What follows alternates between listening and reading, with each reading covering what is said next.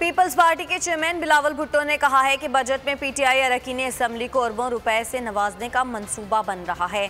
सख्त शराइत पर IMF से मुआहदा करके कौम की खुददारी को दांव पर लगाया गया। महंगाई उरूज पर है। 3 माह में मुर्गी 110% महंगी कर दी गई। अब कीमतें कम करके उसका क्रेडिट लिया जाएगा। आपको बताते चलें कि बिलावल भुट्टो जरदारी ने कहा है कि बजट में पीटीआई अरकान असम्बली को अरबों रुपए से नवाजने का मंसूबा बन रहा है। सख्त शराइत पर IMF से मुआहदा करके कौम की खुददारी को दांव पर लगाया गया। बिलावल भुट्टो का जारी बयान। कहा, पीटीआई हुकूमत मुल्क में महंगाई का इल्जाम IMF पर लगवा कर अपनी नाअहली पर पर्दा नहीं डाल सकती।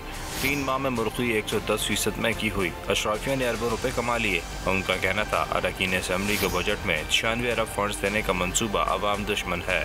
हुकूमत अब तक अपना 5 साल इक़्तिसादी मंसूबा सामने नहीं ला सकी। बिलावल का कहना था कि इमरान खान कौम को साफ साफ बता दे कि वो बगैर किसी मंसूबाबंदी के किरदार में आए हैं।